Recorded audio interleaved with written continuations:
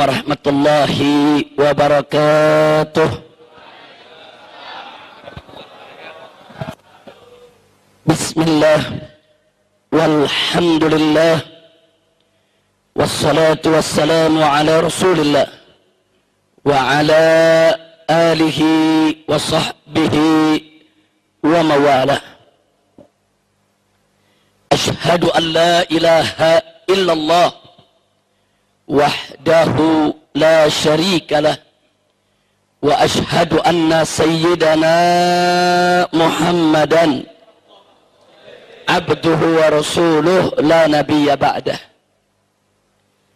Siyadatul habaib asy-syurafa wa sa'adatul ulama'il fudala wa jami'il hadirin al-ahibba'il a'izza rahimakumullah. في هذه المناسبة السعيدة وبمثل هذا الاجتماع المبارك لا أنسى أن أوصيكم جميعا ونفسي بتقوى الله وبطاعة رسول الله صلى الله عليه وسلم. فنسأل الله سبحانه وتعالى أن يهدينا إلى صراطه المستقيم ويجعلنا من المتقين ويدخلنا جنته جنة النعيم بحق سيد المرسلين والحمد لله رب العالمين. تقبل الله منا ومنكم فتقبل يا كريم. Kepada para alim ulama, para kiai, para habaib yang sama kita cintai dan sama kita muliakan. Wabil khusus orang tua kita semua, guru besar kita bersama, yaitu Syekhuna al-Muhtaram al-Mukarram Kiai Haji Hasim Muzadi hafidhahullahu ta'ala wa ra'ah famatanallahu bituli hayatih wa nafa'ana bi'ulumih fid dini wad dunya wal akhirah, amin ya rabbal alamin. Alhamdulillah beliau sudah hadir bersama kita. Beliau sedang menunggu di rumah guru kita, orang tua kita Al-Muhtaram Al-Mukarram Kiai Haji Muhyiddin hafidhahullahu ta'ala wa ra'ah famatanallahu bituli hayatih wa nafa'ana bi'ulumih fid dini wad dunya wal akhirah, amin ya rabbal alamin.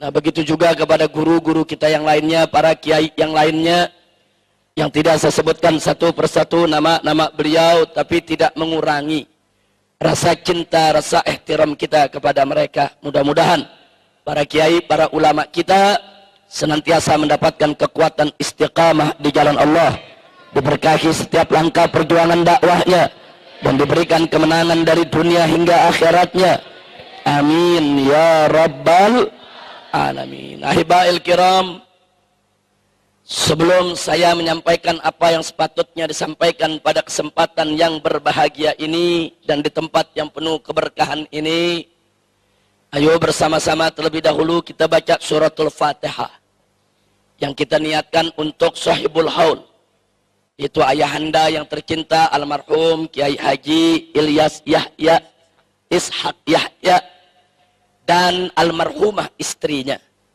yaitu orang tua daripada guru kita, daripada ustadz kita yang pada malam hari ini kita peringati haulnya. Kita doakan ala Allah subhanahu wa ta'ala an yataqasyahuma birahmati wal maghfirah wa an yataqabbala minhuma jami'al salihatihima wa tajawaz anhuma jami'as sayyiatihima wa an yaj'alahuma min ahlil khair wa yajma'huma fi ma'a jami'i ahlil khair wa yab'atsuma fi zumrati ahlil khair wa an yunzila alaihima fi qabrihima kulla khair bihaqqi imami ahlil khair wa ila hadratin nabi sayyidil mursalin sallallahu alaihi wasallam bisirril Fatihah.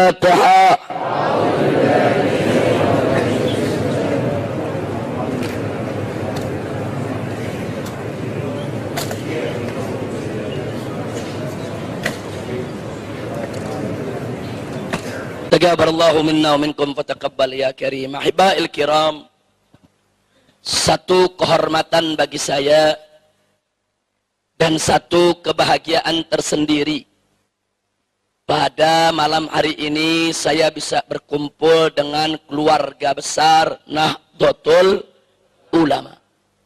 Nahdlatul Ulama merupakan rumah besar Ahlus Sunnah wal Jamaah.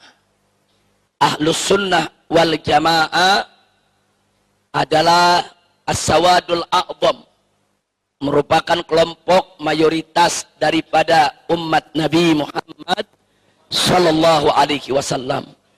Harapan kita ke depan dan seterusnya sampai hari kiamat nanti sekalipun, semoga Nahdlatul Ulama tetap menjadi rumah besar Ahlus Sunnah wal Jamaah.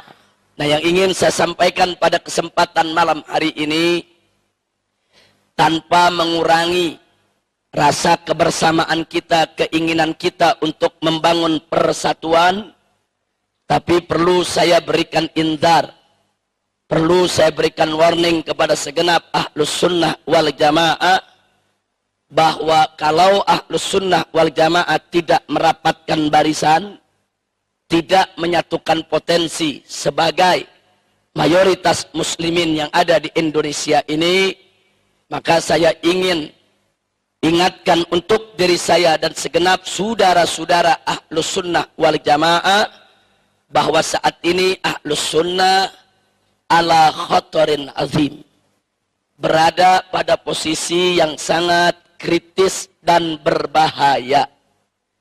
Apalagi di sekitar kita sekarang ini muncul kelompok-kelompok yang memang begitu mudah menyesatkan sesama muslim, mengkafirkan sesama muslim, dan Ahlus Sunnah pun tidak luput daripada takfir mereka, saudara. Dan satu hal yang perlu diwaspadai, bahwa akidah Asy'ariyah sebagai akidah inti daripada Ahlus Sunnah wal Jamaah di samping Al-Maturidiyah, saudara, ini merupakan akidah mayoritas umat Islam di Indonesia. Tapi menariknya, belakangan ini mulai muncul buku-buku yang dicetak secara bebas, dijual secara merajalela, hampir ada di setiap toko buku, yang isinya secara eksplisit terang-terangan menyatakan bahwa Al-Asy'ari sesat menyesatkan. Kalau buku-buku ini beredar di Arab Saudi, saya nggak kaget. Kalau buku-buku semacam ini beredar bukan di negerinya Asy'ari, saya tidak kaget. Buku ini diketak, terbit, diperjualbelikan, disebarluaskan di depan mata jutaan kaum Asy'ariyah, saudara. Ada apa? Jawabnya cuma satu di antara dua. Ima yang menerbitkannya nekat, atau mungkin gila, saudara.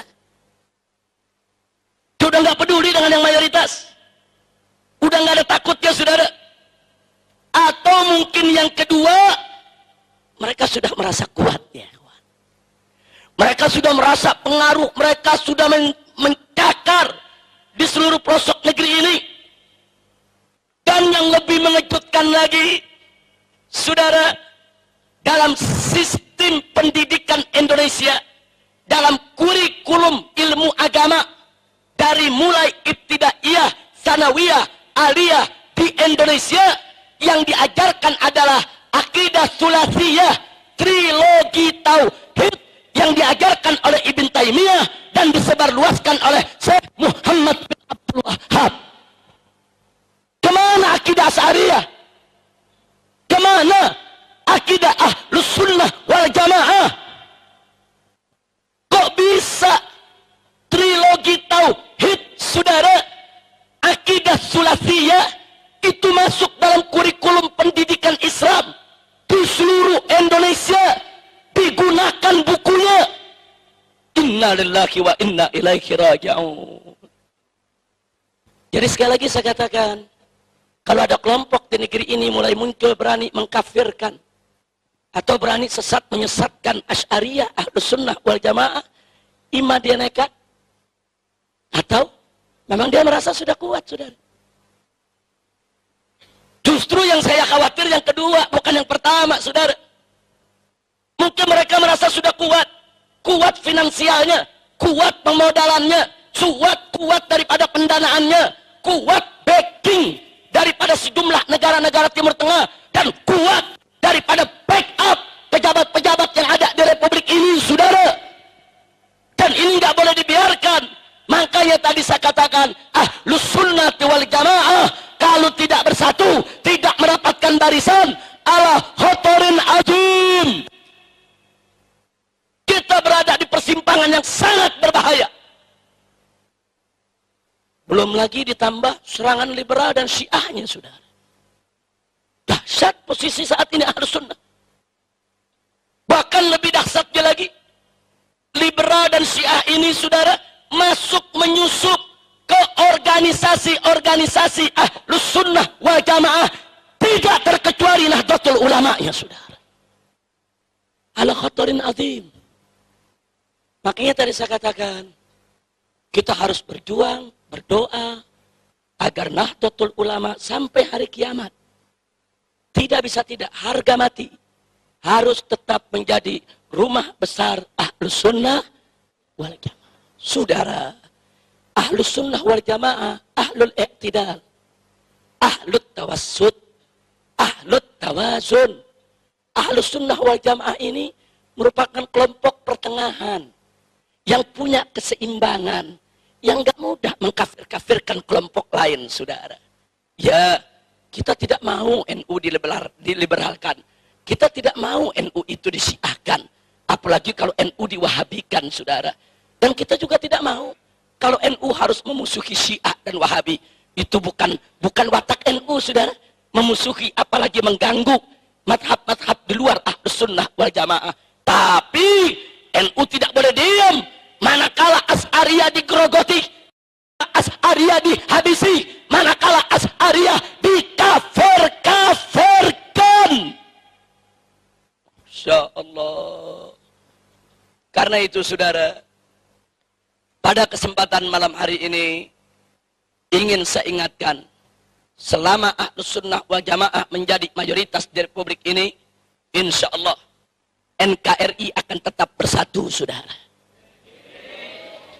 Maaf, kita harus jujur mengakui, bersatunya NKRI bukan karena Pancasila atau UUD 45, tapi bersatunya NKRI adalah karena Ahlus Sunnah wal Jamaah yang menjadi mayoritas penduduk Indonesia dari Sabang sampai ke Merauke, saudara.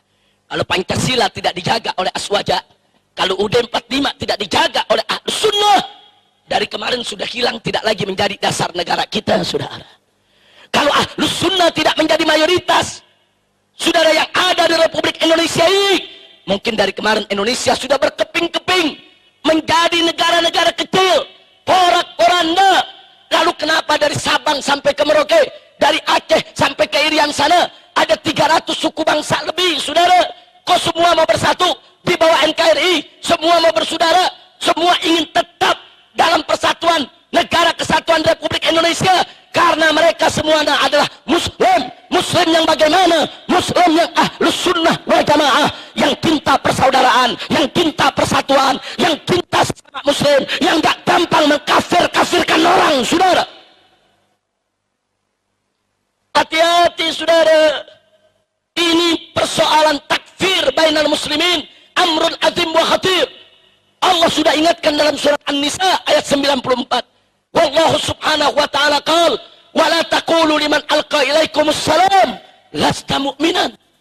Jangan sekali-kali, kata Allah, hai orang yang beriman, kau katakan kepada orang yang memberikan salam kepadamu, artinya sudah menunjukkan identitas Islam, sudah menunjukkan syiar Islam. Enggak boleh kita katakan kepada dia lasta mu'minan, kamu bukan orang mukmin, kamu bukan orang Islam, kamu kafir, kamu musyrik. Haram.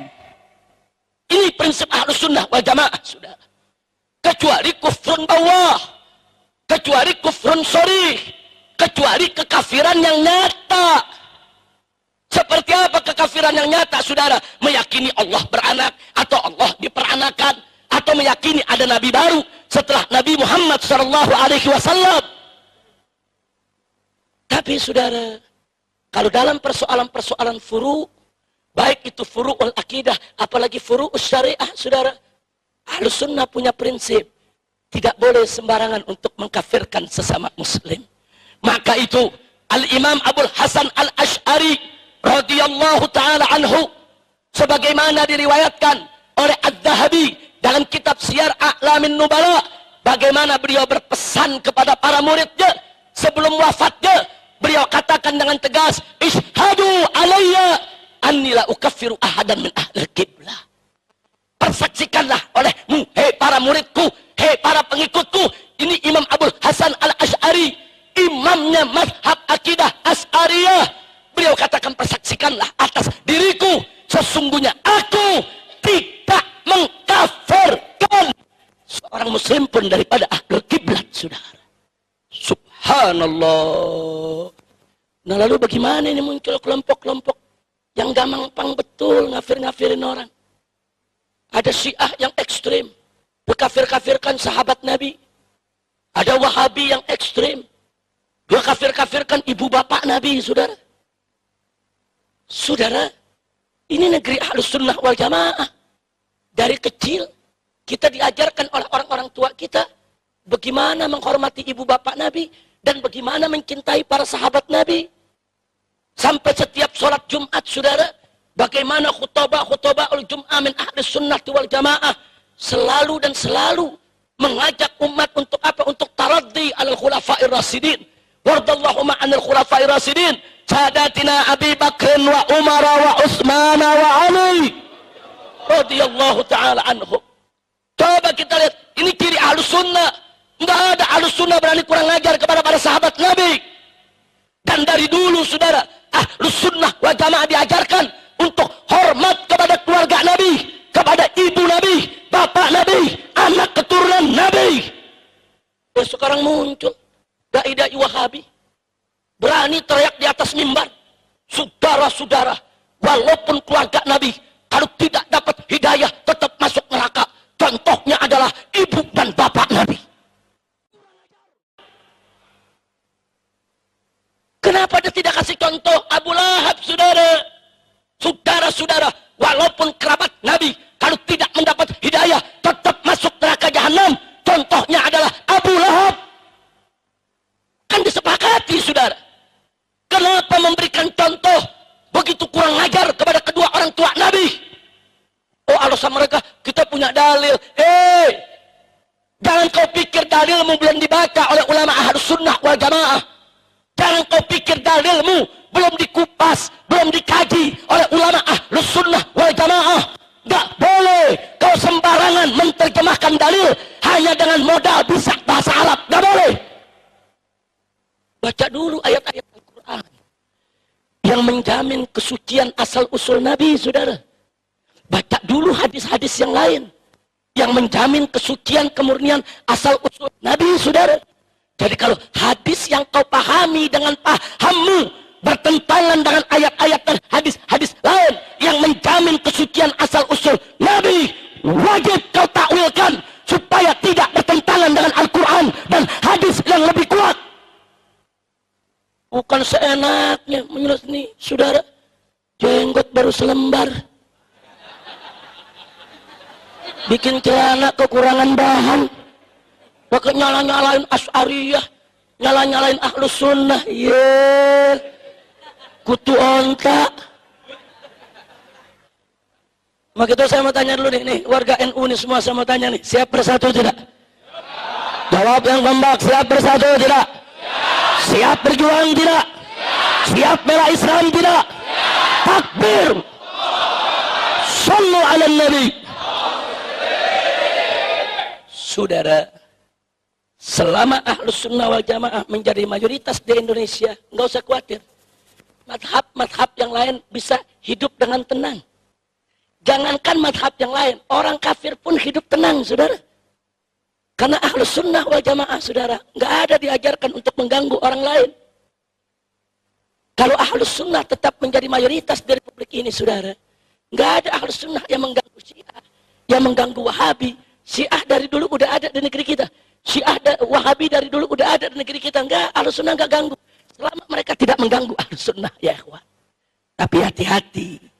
Kalau besok bukan Ahlus Sunnah yang menjadi mayoritas di Republik ini, saudara, kalau besok bukan Ahlus Sunnah yang menguasai negeri ini, saudara, tidak ada yang bisa menjamin mazhab lain bisa hidup dengan tenang, termasuk Ahlus Sunnah sekalipun, saudara.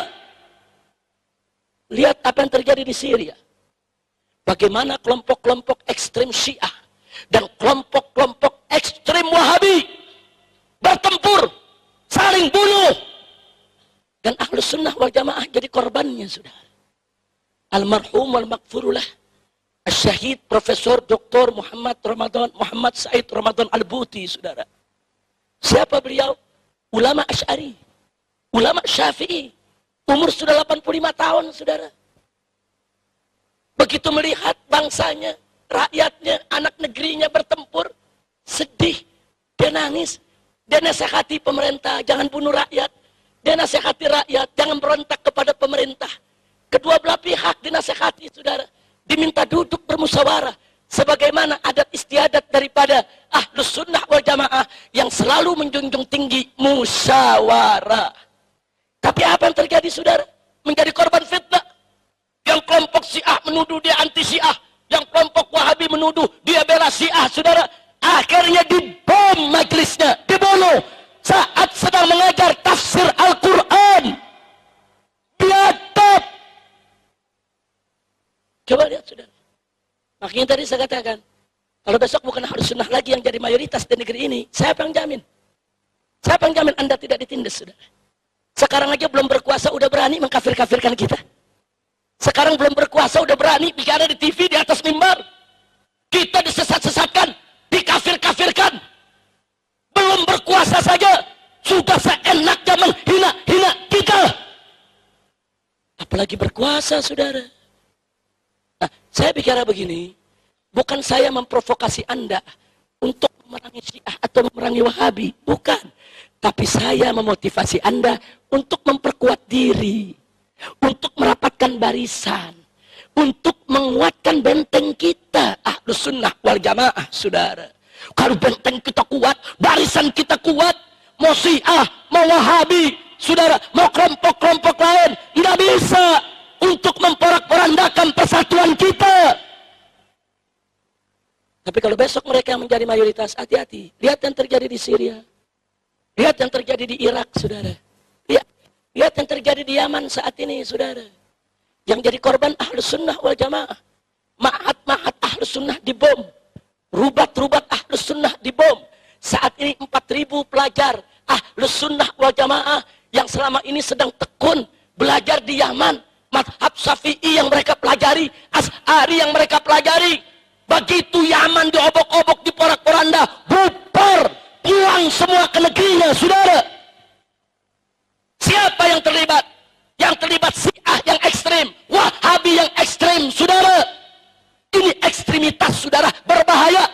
Mau di kalangan Syiah ke, mau di kalangan Wahabi ke, kalau sudah ekstrem, sangat-sangat membahayakan persatuan Islam.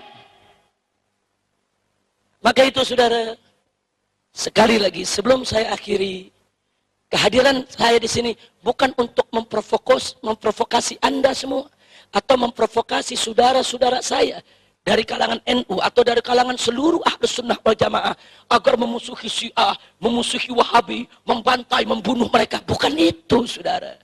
Tapi saya memotivasi Anda untuk memperkuat diri. Memperkuat diri. Satu informasi yang saya mau sampaikan kepada Anda, saudara.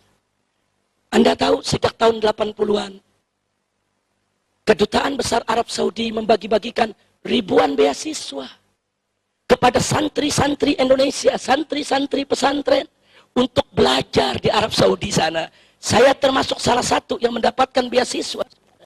Saya belajar di King Saud University. Saya selesaikan program S1 saya di sana, saudara. Saya lihat dengan mata kepala saya. Saya dengar dengan telinga saya, saudara. Berapa banyak? Tidak kurang dari 75-80% pelajar Indonesia yang belajar di Arab Saudi, di universitas-universitas pemerintah Saudi, berubah menjadi Wahabi. Kalau sekedar berubah menjadi Wahabi, saya masih nggak kaget, saya masih nggak khawatir. kalau Wahabi buat dirinya. Tapi begitu mereka pulang, berapa banyak di antara mereka direkrut, diberikan tugas, dimodali, dikasih finansial. Untuk apa? Untuk mewahabikan Indonesia. Ya, mereka pulang, mereka diberikan finansial, mereka bisa membentuk organisasi, membentuk mahat-mahat, membangun masjid-masjid.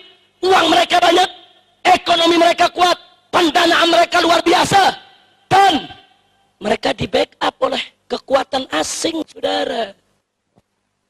Hati-hati kita sentuh mereka.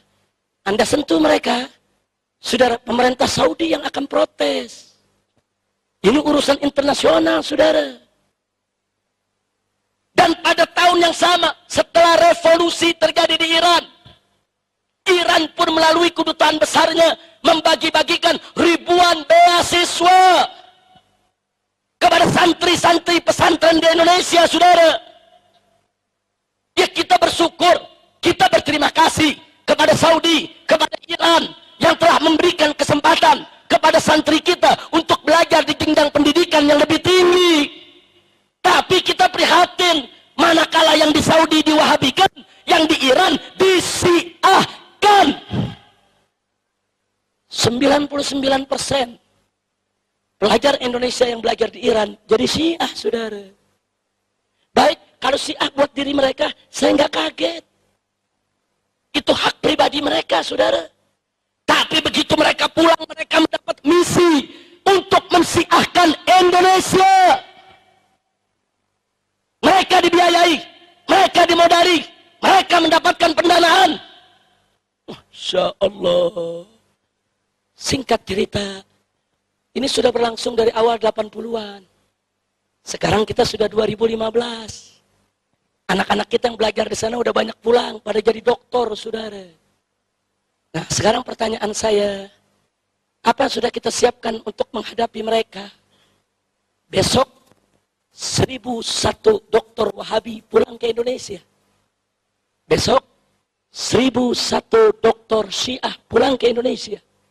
Dan yang lebih parahnya lagi, sebelum Saudi dan Iran bagi-bagi beasiswa, Inggris, Amerika, Eropa udah bagi-bagi beasiswa.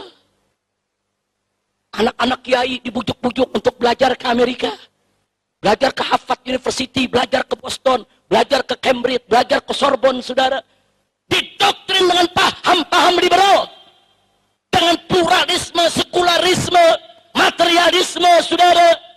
Segala macam pahaman-pahaman yang bukan paham Ahlus Sunnah wal Jamaah. Ya, mereka berubah menjadi liberal. Kalau anak-anak kita belajar di Amerika, belajar ilmu komputer, kita senang. Belajar ilmu geologi, kita senang. Belajar ilmu kimia, ilmu kedokteran, kita senang. Tapi yang menjadi muskilah adalah anak-anak kita belajar tafsir kepada profesor Yahudi, belajar hadis kepada profesor Nasrani. Inna lillahi wa inna ilaihi raji'un. Saudara, sekali lagi saya ulangi, sebentar lagi 1001 dokter liberal mengepung kita, 1001 dokter Wahabi mengepung kita, 1001 dokter Syiah mengepung kita. Ingat, mereka datang sebagai cendekiawan, sebagai ilmuwan, sebagai doktor. Dan mereka begitu masuk ke Indonesia, mereka masuk ke legislatif, yudikatif, eksekutif. Mereka menjadi penasehat-penasehat menteri, penasehat-penasehat jenderal. Jadi jangan kaget kalau kurikulum Wahabi udah masuk ke sekolah-sekolah kita, saudara. Masuk kurikulum-kurikulum Wahabi ke pesantren-pesantren, saudara, tanpa disadari. Nah, saudara, mereka masuk ke partai, besok ada yang jadi menteri, ada yang jadi pejabat, pengambil kebijakan, dan mereka masuk ke kampus-kampus, mereka menjadi dosen-dosen, menengah ke atas mereka garap, mereka masuk ke kantor-kantor, ke pabrik-pabrik, ke perusahaan-perusahaan, mereka ngajar di semua tempat, saudara. Pertanyaan saya, apa yang sudah kita siapkan untuk mereka? Nggak mungkin dong kita ngadepi mereka dengan pentungan, nggak mungkin dong kita ngadepi mereka dengan otot, nggak mungkin dong kita menghadapi mereka dengan bakar-bakaran, nggak mungkin dong kita menghadapi mereka dengan main bunuh, saudara. Al-hujjah bil hujjah, al-ilm bil ilm. Ilmu mesti dilawan dengan ilmu. Argumentasi lawan dengan argumentasi. Kalau mereka menantang kita dengan ilmu dan argumentasi, saudara, wajib kita hadapi mereka dengan hal yang sama. Kalau mereka nantang kita dengan otot, nggak berani, saudara. Kalau mereka nantang dengan otot, NU tenang saja, Laskar FPI yang ngadepin. Selesai, saudara. Banser istirahat dulu. Karena dulu tahun 65, Banser yang paling capek perang lawan PKI, saudara. Jadi gantian. Nah sekarang biar FPI yang gebuk liberal. Yang gebuk aliran-aliran sesat. Setuju? Setuju? Kalau mereka nantang pakai otot. Nah kalau mereka nantang pakai ilmu, pakai argumentasi. Nah, karena itu saudara, itulah tadi saya katakan, nggak bisa kita hadapi mereka dengan pentungan, dengan bakar, main bunuh, nggak bisa. Hujjah bil hujjah, an ilm bil ilm. Lawan ilmu dengan ilmu. Kita bangun peradaban dialog, saudara. Kita bangun, ayo peradaban. Bagaimana saling kita bertukar argumentasi. Nah, selama Ahlus Sunnah menjadi mayoritas di negeri ini, insya Allah peradaban dialog akan terbangun, saudara. Selama Ahlus Sunnah menjadi mayoritas di Republik ini, insya Allah, saudara, Ahlus Sunnah selalu siap untuk menghadapi mereka dengan dialog. Tapi kalau besok mereka yang punya kuasa, saudara, hati-hati. Sekarang mereka nggak berani main otot dengan kita karena masih dikit. Tapi kalau besok udah banyak, saudara, hati-hati kalau kita tidak siap. Nah, sekali lagi saya sampaikan ini bukan untuk memprovokasi Anda, untuk mengganggu Wahabi, mengganggu Syiah. Enggak, bukan itu tujuan saya. Tapi tujuan saya adalah, saudara, bagaimana memotivasi Ahlus Sunnah untuk mempersiapkan diri. Mau dialog dengan mereka juga perlu persiapan. Mau dialog dengan mereka juga perlu ilmu. Mau dialog dengan mereka juga perlu argumentasi. Ada anak muda, saking semangatnya jadi aswaja, ngomong sama saya, Habib, besok saya mau berdebat sama Wahabi. Wah, ilmu nggak ada. Besok dia berdebat, minggu depan dia jadi Wahabi. Nah kok bisa begitu? Nah goblok. Nah orang goblok mau berdebat, dari mana pintunya? Betul? Betul? Ada orang semangat cinta kepada Sayyidina Abu Bakar dan Sayyidina Umar radhiyallahu, mau berdebat sama Syiah. Syiah ekstrem dia mau hadapin. Dia berdebat sama Syiah. Minggu depan dia yang caci maki Abu Bakar Umar. Nah kok bisa terjadi? Goblok. Begitu jujur saya tanya, orang goblok kalau berdebat, saudara, bahaya tidak? Bahaya tidak? Orang yang nggak punya ilmu bukan berdebat, belajar. Fas'alu ahla dzikri in kuntum la ta'lamun. Tanya kepada ulama. Tanya, Pak Kiai, ini saya dengar ada majelis mencaci maki Abu Bakar Umar. Memang Abu Bakar Umar itu betul bersalah? Tanya ke Kiai. Nanti Kiai yang jelasin. Kiai yang kasih tahu duduk perkaranya, saudara. Jangan belum punya ilmu, sok berdebat. Ya, kadal kebon. Nah, maka itu sebelum saya haikiri, saudara, saya mau tanya semuanya, Ahlus Sunnah wal Jamaah nih, siap bersatu tidak? Siap bersatu tidak? Siap menuntut ilmu tidak? Siap mendapatkan barisan tidak? Siap meningkatkan kualitas tidak? Takbir! Sallu ala Nabi. Selama Ahlus Sunnah wal Jamaah menjadi mayoritas di Republik ini, insya Allah Syiah bisa kita kendalikan, Wahabi tetap bisa kita kendalikan, tetap bisa kita nasihati. Syiah, awas, lu jangan langgar rambu-rambu, gua gebuk lu. Wahabi, awas, gua nggak ganggu lu. Tapi ini negeri Asy'ari, lu langgar batas, gua gebuk lu. Nah, kita bisa ngomong begitu kalau kita kuat, betul, betul. Ini nggak kuat, nggak punya pasukan, mau ngomong, Syiah, lu macam-macam gua gebuk, dicekek lo. Orang bisa ngomong begitu kalau dia udah punya kekuatan, betul? Punya kemampuan, betul? Nah baik, saya mau tanya semua di sini, siap jaga Islam? Siap jaga Aswaja? Siap jaga NU? Takbir! Kalau ada pihak-pihak yang ingin meliberalkan NU, siap lawan tidak? Siap lawan tidak? Kalau ada pihak-pihak yang ingin mensiahkan NU, siap lawan tidak? Siap lawan tidak? Kalau ada pihak-pihak ingin mewahabikan NU, siap lawan tidak? Siap jaga NU? Takbir. Sallu ala Nabi. Nah, tapi jangan mentang-mentang saya ceramah begini, keluar dari sini cari mana Syiah gua mau gebukin, mana Wahabi gua mau gebukin, awas loh. Bukan itu tujuan ceramah kita, bukan itu, nggak boleh. Ahlus Sunnah mesti menunjukkan sikap baiknya terhadap semua mazhab yang ada. Setuju? Setuju? Karena para ulama salaf kita dulu mengajarkan begitu, saudara, saling menghormat. Coba lihat ulama-ulama salaf kita, walaupun mereka berdebat keras dengan Mu'tazilah, tapi nggak ada mereka yang mengkafirkan Mu'tazilah. Walaupun berdebat keras dengan Qadariyah, Jabariyah, Murji'ah, tapi nggak ada mengkafirkan Qadariyah, Jabariyah, Murji'ah. Walaupun berdebat keras dengan Khawarij, Nawasib, Rawafid, kalangan Rafidah, saudara, tapi nggak ada ulama-ulama kita mengkafirkan mereka. Berdebat keras boleh, kita katakan mereka salah jalan silakan, tapi mengkafir-kafirkan jaga dulu. Kalau kita tahu mereka salah jalan, itu kan saudara kita, tunjukin dong ke jalan yang benar, bukan digebukin. Kira-kira jelas tidak? Jelas tidak? Maka itu sekali lagi, siap jaga kedamaian, siap membangun peradaban dialog, takbir. Nah akhirnya saudara, saya memberikan indar juga, cuman hati-hati. Ini Wahabi kadang-kadang kelewatan. Dia bikin jebakan, kalau dia berdebat kalah, kita dibilang Syiah.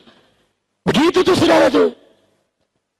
Jadi ini Wahabi saudara, bikin buku yang menyesatkan Asy'ari, saya lawan. Begitu saya lawan habis, saya nggak terima Asy'ari disesatkan, kurang ajar. Anak pitik mau ngafir-ngafirin Asy'ari, iya, cacing pasir. Kita nggak terima, kita lawan. Begitu kita lawan, mereka bikin di web mereka, awas Habib Rizik Syiah. Bro, pala lu boningan. Insyaallah, maka itu hati-hati. Ini propaganda Wahabi nih. Pokoknya ntar kalau ada kiai-kiai yang anti Wahabi, langsung tuh, awas, awas, itu Kiai Muhyiddin Syiah. Awas, begitu saudara, awas, Ustadz Fauzan Syiah. Kenapa? Mereka nggak bisa lawan dengan argumentasi. Dan jahatnya Wahabi, saudara. Kalau sudah mulai Habib cerita, saudara, tentang Sayyidina Ali, Siti Fatimah, Sayyidina Hasan, Sayyidina Husain, langsung dituding Wahabi. Langsung dituding Wahabi. Ini Syiah, awas, kurang ajar. Ahlus Sunnah wal Jamaah, cinta kepada segenap keluarga Nabi, cinta kepada para sahabat Nabi. Ini sebabnya saudara, dulu Al-Imam Syafi'i radhiyallahu ta'ala anhu, saking cintanya kepada keluarga Nabi, sering mengarang syair memuji keluarga Nabi, menunjukkan cintanya kepada keluarga Nabi, sampai Imam Syafi'i dituduh Syiah, saudara. Bahkan dituduh Rafidah. Diseret Imam Syafi'i, ditangkap, dirantai. Apa Imam Syafi'i kapok menunjukkan rasa cintanya kepada keluarga Nabi? Tidak. Langsung beliau gubah satu bait syair. Apa beliau katakan? Lau kana rafdan hubbu ali Muhammadin falyashhadits thaqalani annani rafidi. Apa kata Imam Syafi'i? Andai kata cinta kepada keluarga Nabi Muhammad itu dituduh Rafidah, dituduh sebagai Syiah yang sesat, falyashhadits thaqalani. Hei jin dan manusia, saksikanlah aku adalah seorang Rafidi. Kalau aku dianggap sesat karena mencintai keluarga Nabi, ya aku sesat. Mau apa? Subhanallah, tegas tidak Imam Syafi'i? Imam Syafi'i ngomong begitu bukan berarti beliau Syiah, bukan berarti beliau itu Rafidah. Sebelum beliau mau tunjukkan bahwa cinta keluarga Nabi itu kewajiban agama.